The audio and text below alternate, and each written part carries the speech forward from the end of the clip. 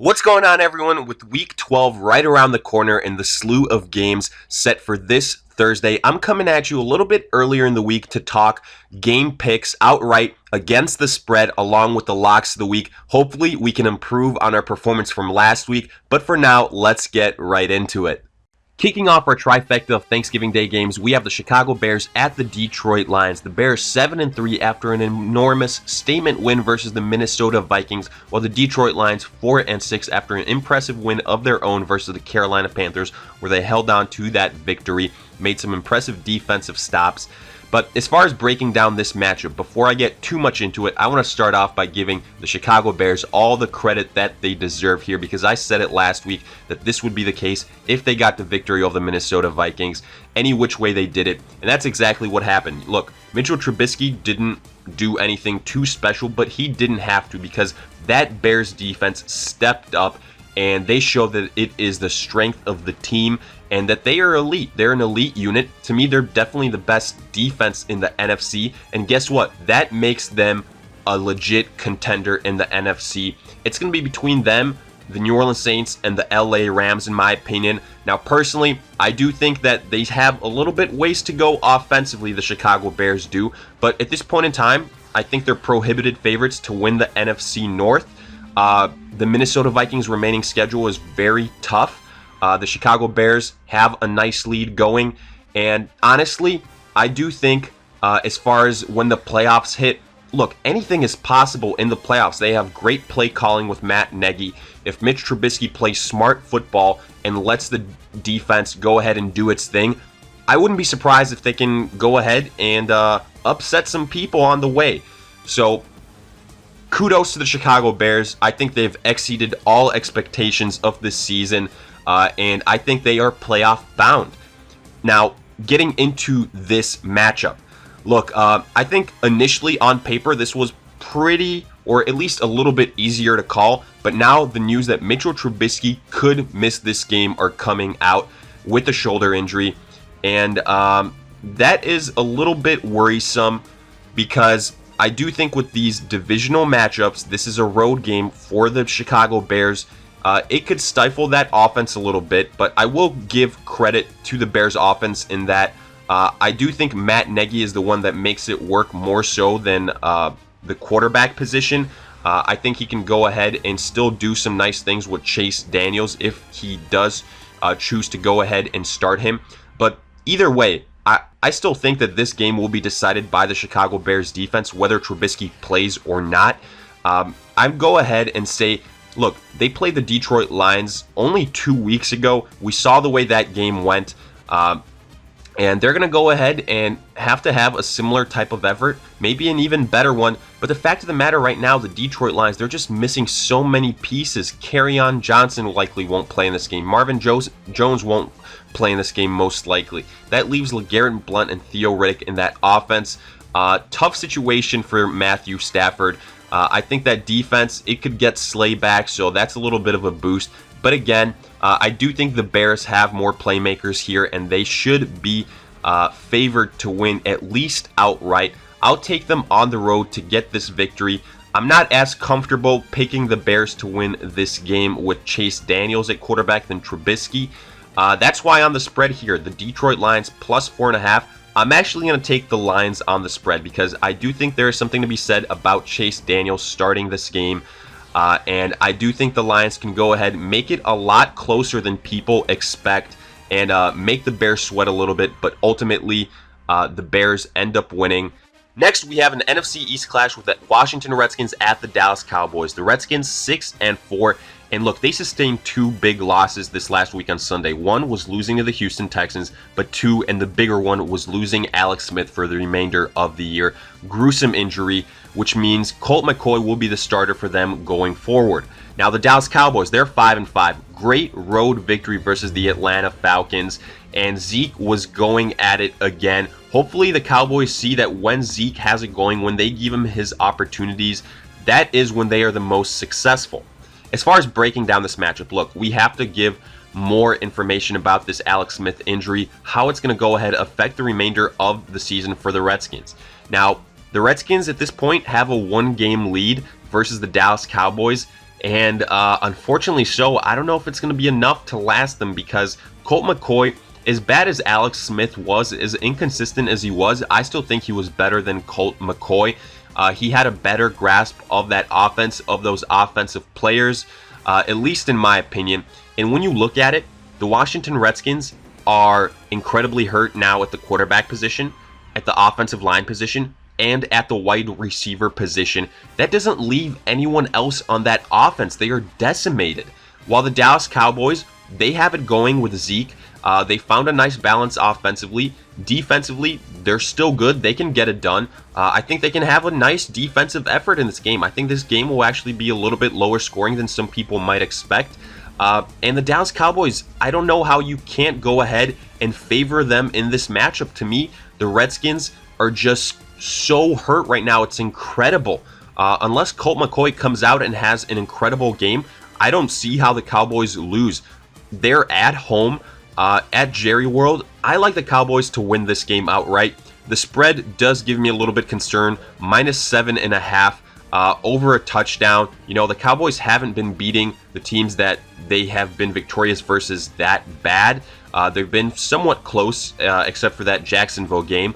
But I will, again, go ahead and take the over on the spread. I think they can put up more than 7.5 points just because of all the injuries that the Redskins have. If Alex Smith was there, I'd go ahead and give the Redskins the chance on the spread. For our final Thanksgiving game, we have got the Atlanta Falcons at the New Orleans Saints. The Falcons 4-6 after that loss to the Dallas Cowboys, while the New Orleans Saints 9-1 after another blowout victory, this time versus the Philadelphia Eagles. And look, in this game, the New Orleans Saints are favored, and I think they should be. But folks, don't sleep on the Atlanta Falcons in this matchup. This is a divisional game. This will be a close contest. It will be a hard-fought battle, whichever way it goes. I do think the New Orleans Saints will win, let me say that. But look at the first time these two teams played. It went into overtime. The New Orleans Saints had to pull out all the stops to get that victory. I think this will be a very similar type of deal. I think it'll be a very high-scoring game.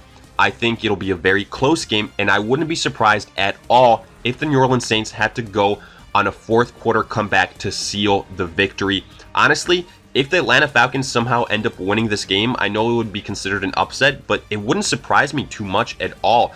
The New Orleans Saints are in a huge winning streak. Maybe they've gotten lax a little bit. I still think they're the best team in the NFL. Let me keep saying that until I see otherwise. But again, with these divisional opponents, they just know each other so incredibly well. Consider that into the equation here. But breaking down this matchup, look, Drew Brees versus Matt Ryan. Drew Brees has the edge. He's been playing like an MVP, and he has the home advantage as well. Wide receivers, it's close to being a wash. But the New Orleans Saints, at the running back position, that's where they have the real edge here. Defensively, they also have a nice edge, in my opinion. So I think the New Orleans Saints win this game outright. As far as the spread goes here, -13.5, however, way too high for the New Orleans Saints. They are not going to beat the Atlanta Falcons by at least 2 touchdowns. I don't care how much the Atlanta Falcons have been struggling. They are a better team than their record suggests. I'm going to keep saying that even if they miss the playoffs, which they likely will. They have way too much talent. They will make this a battle. And I don't think the Saints go ahead and cover the spread. It will be a much closer game than people expect. Moving on, we've got the Jacksonville Jaguars at the Buffalo Bills. Both these teams are 3-7, so we won't really be talking playoffs here. As far as the Jaguars are concerned, coming off a heartbreaking loss versus the Pittsburgh Steelers, where they controlled the majority of that game up until the final moments, where Big Ben just ripped out their hearts and got the victory for the Steelers.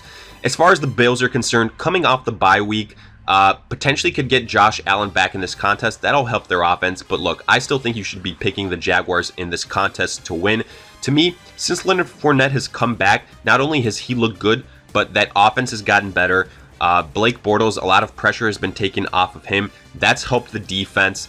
And if what we saw versus the Pittsburgh Steelers is any indication of what the Jaguars can potentially be for the remainder of the season defensively, that's a good sign, and that's an improvement of what we've seen for the entire season. We saw glimpses of what the Jaguars were defensively last year in Week 11, which is always good to see. And honestly, If even half of that effort shows up versus the Buffalo Bills, I think the Jaguars win this game comfortably. Offensively, I like what they have better than the Buffalo Bills. You know, I'm not really going to compare the quarterbacks too much. I just think that with that offensive line and with Leonard Fournette, the Jaguars have the distinct advantage here, along with that defense. I wouldn't be surprised if it's lower scoring, but ultimately the Jaguars get the victory outright. As far as the spread is concerned, plus 3.5 for the Buffalo Bills. I think that's way too low, so I'm going to take the Jaguars on the spread. Next, we have got the Cleveland Browns at the Cincinnati Bengals. The Browns 3-6-1 coming off the bye week, whereas the Cincinnati Bengals 5-5 after that tough loss to the Baltimore Ravens. Unfortunate for the Bengals, their playoff chances really did take a hit here. Unfortunate so even more considering how well they started the season. But as far as the matchup goes, look, the Bengals are at home. I think this is a much needed return to Cincinnati for them. They should get AJ Green back. That's what the reports are. I think that will help the entire offense. I think that will help Andy Dalton immensely. I expect Joe Mixon to have a dominant performance here. I wouldn't be surprised if this is a higher scoring game because of that Cincinnati defense. We've seen Baker Mayfield get better and better for the majority of the season. You know, there have been some exceptions, but still he has made strides as the season has gone. He's got some weapons as well offensively. The Browns have a good defense. You know, they can go ahead, get some turnovers, but ultimately, I do like the Bengals to win this game, and it's mainly due to two factors. First and foremost, AJ Green returning. I think that will just be an incredible boost for that offense, and then also this being a home game, and the Andy Dalton versus Baker Mayfield factor. You know, I know a lot of people are Andy Dalton haters, but at this point, I still have more faith in Andy Dalton than I do Baker Mayfield. So I will take the Bengals, especially if it is a closer game. I'd rather see Andy Dalton. I think he's got more game experience, and I have more faith in him with the weapons he has around him. So Bengals outright as far as the spread goes, minus 3.5. I will take the Bengals to cover that spread. I think they can win close to a touchdown. Continuing on, we have got the Oakland Raiders at the Baltimore Ravens. The Raiders 2-8 coming off a somewhat surprising victory versus the Arizona Cardinals. Good for them, nice little morale boost, but make no mistakes about it. The Raiders are still looking forward to the draft. They won't be looking to stockpile wins here, and that likely, even if they wanted to, wouldn't happen versus the Baltimore Ravens, who are 5-5. Huge, enormous, meaningful game victory versus the Cincinnati Bengals. And even without Joe Flacco, Lamar Jackson at the quarterback was able to get it done. Now, he did see an incredible amount of usage as a rusher of the football, over 20 carries. That's insane, but when you think about it, does somewhat make sense, as the Ravens would want to go ahead and play to his strengths, which is rushing the football. But even with that said, I would expect Lamar Jackson to have a little bit more success passing the football versus this Oakland Raiders defense. We also saw a nice little boost to that Ravens rushing attack in general by Gus Edwards. Came out of nowhere, had a nice performance. We'll see if that continues this week. But look, even without Joe Flacco, even with Lamar Jackson, whoever plays quarterback for the Ravens versus the Raiders, if the Ravens offense does struggle, I still like the Baltimore Ravens because they are at home and because of that defense. I think that defense will have a big day. I think it'll force several turnovers. I think Lamar Jackson will have a good day, not only rushing the football, but also throwing the football. All in all, that spells out a Baltimore victory for me. I like them outright. On the spread, minus 10.5. That is a little bit high for me, but I'd go ahead and give the benefit of the doubt to that Baltimore offense. I think they're going to have a nice little boost with Lamar Jackson, and they will be able to score at least over 11 points, so I will take them on the spread. Next, we have got the New England Patriots at the New York Jets. Both teams coming off the bye week. The Patriots at 7-3. Last time we saw them play, they were pretty much getting routed by the Tennessee Titans, whereas the New York Jets 3-7. They've been doing their own fair share of losing after that Sam Darnold injury, but good news is apparently Darnold has a chance of returning, which could help the Jets offense, but honestly, I don't think it'll make much of a difference. To me, the New England Patriots should and will win this game. I think what we saw versus the Titans was an aberration, and I do think that entire offense will bounce back. I think that rushing attack will have a nice day. Gronk should return. I think Tom Brady will have a bounce back, and I think the New England Patriots will return to their winning ways. And honestly, even though this is a divisional game, I anticipate a wide margin of victory for the New England Patriots. Just as simple as that. It's that New England offense versus that Jets offense, which I don't think has a whole lot of scoring potential. So I'd go ahead, take the New England Patriots. Sam Darnold, if he does return, probably won't be 100%, so that is something to factor in as well. Patriots outright. As far as the spread goes, plus 9.5 for the Jets. I feel pretty comfortable saying that the Patriots can win by almost 2 touchdowns, so I will take them on the spread. Moving on, we have got the New York Giants at the Philadelphia Eagles. The Giants 3-7 after that shootout victory versus the Bucs, while the Philadelphia Eagles 4-6 after that blowout loss to the New Orleans Saints. And look, breaking down this matchup, I actually think it's going to be closer than some people expect. And might sound crazy, but I'm actually favoring the Giants here. Because look, the defenses, to me, they're almost a wash because of the amount of injuries the Eagles have in that secondary. So then we look at the offensive situation. And even though I think Carson Wentz will bounce back, I mean, it's hard not to compare to what we saw from him versus the New Orleans Saints. I still like the weapons that Eli Manning has more so than what Carson Wentz does, primarily because of the game-breaking ability that Odell and Saquon have individually. I think Odell should have another big game versus that Eagles secondary. I think Saquon will be able to do his thing again, take some pressure off of Eli.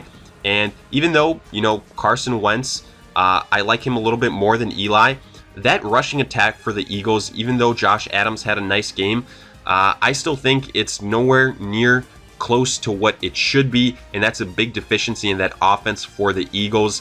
I think it'll be a high-scoring game here. I think the defensive matchup allows it. I think Carson Wentz will find Zach Ertz. I think he will have a bounce-back game. Honestly, I think that entire Eagles offense will have a bounce-back game. But ultimately, I just have more faith in the game breakers, those big superstars for the New York Giants to make a play when it matters most. So I will take the Giants on the road to win this game outright. The spread, minus 6.5, favors the Eagles. Not too surprising there. What is surprising to me is how high that spread is. I think it should be lower. It's a divisional game. The Giants on a little bit of a roll. I will take the under on that spread and take the Giants there. Continuing on, we have got the San Francisco 49ers at the Tampa Bay Bucks. 49ers 2-8 coming off the bye, while the Bucks 3-7 after that loss to the New York Giants. And we have to start with the Bucks here because, again, we are talking about a quarterback change. At this point, I've lost count of how many times we have done that back and forth between Fitzpatrick and Jameis Winston, but Fitzpatrick got benched last week. Winston reintroduced into that offense, provided a little bit of a spark, and now is named the starter for this game versus the 49ers. We'll see how long that lasts for. Maybe it'll only last half the game this time, and Fitzpatrick could see some action, but regardless, we're treating this as if Jameis Winston is going to play the entire game, and honestly, I don't think right now that's going to make too much of a difference. I think we'll still see some similarities as far as the Bucs offense is concerned. We'll see a quarterback that slings it and that takes a lot of chances that could potentially lead to a lot of turnovers. And we'll see an offense that puts up a lot of yardage, but not necessarily a lot of points. Now, there is a hit here with O.J. Howard being placed on injured reserve. But look, the good news for the Bucs is they have tight end depth with Cameron Brate. I do think not quite as explosive as O.J. Howard, but still nonetheless a very viable option. Now, the reason I like the 49ers in this game is primarily actually because of the Kyle Shanahan factor. I just have so much more faith in him as a play caller. Look, the fact of the matter is when the season ends, one of these two teams will be making a head coach change, and it won't be Kyle Shanahan. Shanahan has just been decimated by injuries, and he still had the 49ers be competitive. Mullins, I think, will have a good game versus this Bucs defense. I think Brady will have a good game. And ultimately, I like the 49ers to go on the road, get this victory. I think it'll actually be a pretty high-scoring affair. Again, this Bucs defense has put themselves in those situations before. But ultimately, the Kyle Shanahan factor gets the victory for me for the 49ers. I like them to win the game outright. On the spread, minus 3.5 for the Bucs, so I like the 49ers there too. Next, we've got the Seattle Seahawks at the Carolina Panthers, a game that I think is kind of flying under the radar a little bit, but could be a tremendous contest and has incredible playoff implications because whoever wins will have the tie break, and I do think one of these teams ultimately ends up getting the final wild card spot. Now, looking at the Seattle Seahawks, they are 5-5 and probably had their best win of the season versus the Packers last week, while The Panthers, 6-4, probably had their worst loss of the season versus the Detroit Lions, a game they should have won, but ultimately end up losing by 1. Good news for them, they end up returning to Charlotte, a place where they have played so much better and have had a lot more success winning. Now, breaking down this matchup, I do think it ultimately comes down to Russell Wilson versus Cam Newton. And if you look at their previous matchups, Seattle, for the most part, has had the number of the Carolina Panthers. Now, in recent years, the Panthers have done a little bit more to favor themselves in these matchups with the demise of the Legion of Boom. But before that, the Panthers were getting pretty much punked by the Seattle Seahawks every single time. And it was always because Russell Wilson could make 1 or 2 more plays than Cam Newton. He could avoid a costly turnover. He could avoid a costly sack. And I think that's what's going to happen here again. Look, I know the Seattle Seahawks play better at home as well, but they have got the formula that works on the road, which is having a rushing attack. They are playing playoff-type football right now, what Pete Carroll wants them to be. Doug Baldwin, don't look now, but he's getting a little bit healthier. Had a nice performance last week. Should have had another touchdown where Russell Wilson overthrew him. But nonetheless, the Seattle Seahawks got the victory. I think that Panthers defense is very much so overrated. I think they can be exposed, and I think they can definitely be exposed by rushing quarterbacks, which Russell Wilson is. So ultimately, what I'm trying to say is I like the Seattle Seahawks on the road to get this victory. I think it'll be a very close game, but Seattle ends up winning it. I think it'll come down to the fourth quarter. Russell Wilson, like I said, just makes 1 or 2 more plays than Cam Newton. So I'll take the Seattle Seahawks outright. On the spread, Panthers actually -3.5, their favorite. So I will take the Seattle Seahawks on the spread. Moving on, we have got the Arizona Cardinals at the LA Chargers. Both these teams coming off of losses. The Cardinals 2-8 after losing to the Raiders, whereas the Chargers 7-3 now after that last-second game-winning field goal by the Denver Broncos to go ahead and beat the Chargers, and that's a big deal, especially after the Kansas City Chiefs lost. The Chargers would have been able to go ahead and keep up with them, potentially have a chance to win the division, but doesn't really look like that will be the case anymore unless going forward the Chargers are able to beat the Chiefs, but we'll see. For now, looking at this matchup, pretty simple, let's be honest. The Chargers, even though they lost last week, they are the much better team here. They've got the better offense. They've got the better defense. Joey Bosa is back with another week in the books. I think he will look better. I think they'll be able to stifle the Arizona Cardinals offense. Even though David Johnson has looked good, I think this will be a game where the Cardinals need to pass to keep up with the Chargers, and that doesn't bode well for what they want to do, and that is rush the football with David Johnson. So ultimately, Phillip Rivers outplays the Arizona Cardinals. That entire Chargers offense, I think, has a field day, and they win big here. I like the Chargers outright on the spread, -12.5 for the Chargers. That's a big spread, but nonetheless, I think it is well-deserved. I think the Chargers will carve up the Arizona Cardinals. To me, the Cardinals just don't have enough firepower to keep up with the Chargers, and I'll take the Chargers on the spread. Next, we've got the Pittsburgh Steelers at the Denver Broncos. The Steelers 7-2-1 coming off of a victory in what was a scare versus the Jacksonville Jaguars, while the Denver Broncos 4-6, victory of their own versus the divisional LA Chargers. Great win for them, but I fear it might be a little too late for them to make a playoff push for that final wild card spot, especially considering the Chargers probably will have one of those 2 spots, and I just don't see Denver coming out of that division. So pretty much the Steelers are the playoff team to pay attention here to, but I still think the Broncos will give them a good matchup. And as crazy as it sounds for the Steelers, I actually think that scare they suffered versus the Jaguars might end up being a good thing, because I did think they needed to get a little bit refocused after the way they blew out the Carolina Panthers. I wasn't surprised that they came out kind of flat. And long term, I think this will be a good thing for them. I think Big Ben and the entire offense, the rushing attack, will come out stronger, and they will be more consistent and more consistent early on as well. Ultimately, I do like the Steelers to win this game. I realize Denver is a tough place to play in, so I am not fully counting out the Broncos. I think they will make it a tough out for the Steelers. But again, when it's all said and done, I would go ahead, take Big Ben over Case Keenum. We saw it last week. Even when Big Ben struggles, he always gives the Steelers a chance to win. And the weapons he has make it possible with Antonio Brown and Juju Smith and James Conner included. I like that offense just a lot more than that of the Broncos, and that Steelers defense, don't sleep on them. They've been playing pretty good football as of late. So ultimately, I think it'll be a close game, but I do like the Steelers to win. Probably blow it open towards the end of the game. We'll see about that, but I'll take them outright. On the spread, the Broncos plus 3.5, a little bit low for me. So for that reason, I feel pretty comfortable taking the Steelers on the spread. Next, we have the Miami Dolphins at the Indianapolis Colts. The Dolphins coming off the bye week at 5-5. Same record as the Colts, who this last week, great win versus the Tennessee Titans, blew them out.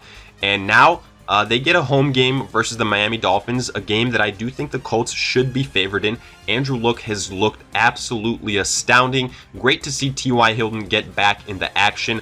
Now, Miami Dolphins, the thing to note here is Ryan Tannehill expected to start in that game, so I do think that will be a nice little boost for the offense, but ultimately, I still feel a lot more comfortable with that Colts offense, the way Andrew Luck has been playing, and for that reason, I favor the Colts. You know, neither of these defenses, I think, is going to do too much. I think both can be exposed. For that reason, just have to go with the team that has the better offense, the better play caller, the better weapons, and to me, that is the Colts all around. You know, I do potentially see the Miami Dolphins hanging in there for a little bit, but I think the Colts will distance themselves as the game goes on. Give me the Colts to win this game outright. On the spread, minus 9.5. A little bit high for me, but still, I feel a lot more confident in Andrew Luck, so give me the over on the spread. I think the Colts cover it. Getting to Sunday Night Football, we've got what should be a good one with the Green Bay Packers at the Minnesota Vikings. Both these teams need a win if they want to stay alive in the playoff hunt. The Packers 4-5-1 after that loss to Seattle, while the Minnesota Vikings 5-4-1 after losing the Chicago Bears. And good news as far as this game is concerned, because both offenses have very high scoring potential. I think it'll be a very entertaining game. I think it'll go down to the fourth quarter. It'll be a close game, and we'll see a good contest overall. Now, the first two times these two teams played, if you remember, it was just that. It went into overtime, ended up in a tie. Maybe it has an asterisk next to it because of that Clay Matthews penalty, but either way, what has changed since then? Well, the Packers have found their rushing attack. I think the Vikings have gotten a little bit more consistent defensively. The big question here will be Green Bay, Aaron Rodgers versus Minnesota and Kirk Cousins. Who will outplay the other? Now, Aaron Rodgers has got Devontae Adams and Aaron Jones, and Kirk Cousins has got Stephon Diggs and Adam Thielen. Ultimately, I do think that is close to a wash. Obviously, I prefer Aaron Rodgers over Kirk Cousins, but to me, the deciding factor here will be that Minnesota defense. This is a home game for the Vikings. I think behind that home crowd, behind that home defense, they will be able to do enough to go ahead and win this game. I don't think the Packers will make Kirk Cousins pay for the mistakes he commits the way that the Chicago Bears did last week. And ultimately, I like the Vikings to win this game. But like I said, I do think it'll be a close one. Even though I like the Vikings outright, here, I'm going to hedge my bets a little bit. I'm going to go ahead, take the Packers on the spread. The Vikings minus 3.5 on the spread. They're favored. Wouldn't surprise me at all if it's only decided by 3 points or even less, by 2, something like that. So I'm taking the Packers on the spread. And finally, getting to Monday Night Football, we've got the Tennessee Titans at the Houston Texans. The Titans 5-5 after losing to the Colts in blowout fashion, while the Houston Texans 7-3, dominating that division after another victory versus the Redskins. And look, the big storyline here will be, will Marcus Mariota be able to play or not? The first two times these teams played, the Tennessee Titans got the victory, but a lot has changed for the Texans since then. They've become a lot more consistent, and Deshaun Watson, DeAndre Hopkins clicking on all cylinders. But the fact remains, these Houston Texans are still inconsistent offensively. They go into slumps where they struggle. Deshaun Watson just can't get it going. But the defense has emerged for them. That's what I think will be the deciding factor here. And whoever starts at quarterback for the Titans, I think it'll be a long day for them. Ultimately, I do like the Houston Texans to win this game. I like the playmakers they have offensively more so with Deshaun Watson and DeAndre Hopkins. So for that reason, give me the Texans outright. However, on the spread, minus 6.5, I think that's a little bit high. We have seen these inconsistent performances by the Texans before. It's a divisional game. Look at how the first game ended. It was a close battle. For that reason, I'm actually going to take the Titans on the spread. So with that, we finish up our pick'em games. Now getting to our locks of the week. We start with the Oakland Raiders at the Baltimore Ravens. Give me the Ravens all day here because whether it's Lamar Jackson, whether it's Joe Flacco, they will be able to take advantage of that Raiders defense. Secondly, and most importantly, I think that Baltimore Ravens defense will be able to dominate that of the Raiders offense. I think several turnovers will be forced and the Ravens will win comfortably. Next, New England at the New York Jets. Give me the Patriots here. They're coming off the bye week. They're well prepared. Rob Gronkowski should come back, and I think they will win this game. The Jets just don't have enough firepower to contend with the New England Patriots. The Patriots get back to their winning ways. Next, Arizona at the LA Chargers. Pretty simple here. The Chargers are just so much better constructed offensively. Phillip Rivers will be able to dominate Josh Rosen. He's got way too many weapons, and the Chargers get this victory. Their defense should also play a big factor in this. I think they will have several forced turnovers. And finally, Miami at the Colts. Give me the Colts here. I think Ryan Tannehill won't be 100%, and the way Andrew Luck has been playing, that offense has been able to dismantle whoever opposes them. I think this will come down to offensive performance, and in that situation, I like Andrew Luck all day. And with that, we finish up this video. And as always, let me hear what your guys' thoughts are. If you guys have any questions, let me hear them in the comment section as well. Did you agree, disagree with these picks, with these locks? Let me hear it. And as usual, if you enjoyed, make sure to like, subscribe, and I'll see you guys in future videos.